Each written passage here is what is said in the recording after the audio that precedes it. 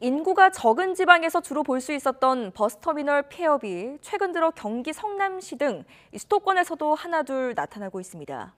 수익성이 떨어지자 민간 사업자가 운영을 포기한 건데 공공성이 분명한 사업이지만 지자체도 부담을 떠안기 주저하고 있습니다. 임성재 기자가 보도합니다. 지난 2001년 문을 연 성남 종합버스 터미널입니다. 20년 넘게 성남시와 대도시, 중소도시를 잇는 관문 역할을 했지만 이번 달을 마지막으로 문을 닫습니다. 터미널 곳곳에는 이렇게 운영업체의 폐업 안내문이 붙었습니다. 시민들의 교통 편의를 위해 터미널을 운영해왔지만 수요와 매출 감소로 인해 더 이상 버틸 수 없게 됐다는 내용입니다. 하루 평균 7,000명 수준이던 승객이 코로나19 이후 절반으로 급감하면서 민간 사업자가 운영을 포기한 겁니다.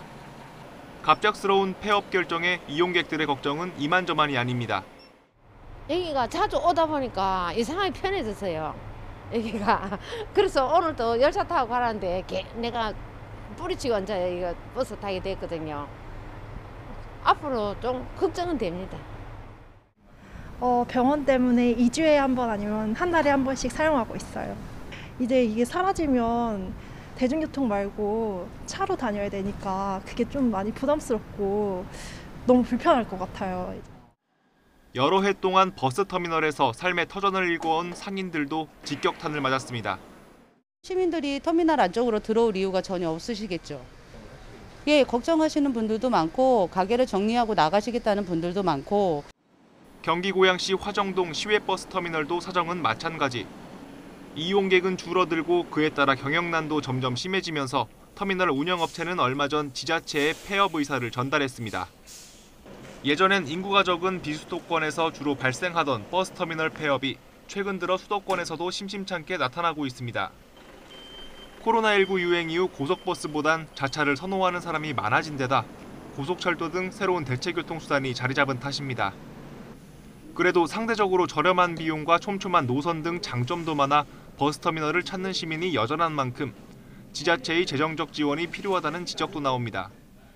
지자체에서 인수를 해서 하는 방법이 제일 좋은 방법인데 그건 쉬운 일이 아닐 겁니다. 그래서 이런 운영비를 어느 정도 지자체가 보조해주고 지원해준 방식으로 운영하는 게 현행법도 버스터미널을 운영하려는 사업자가 없을 때 지자체가 직접 운영할 수 있다고 명시하고 있습니다. 그러나 지자체로선 부지 매입과 운영비 등 막대한 돈이 드는 터미널 운영을 도맡는 게 꽤 부담스럽습니다.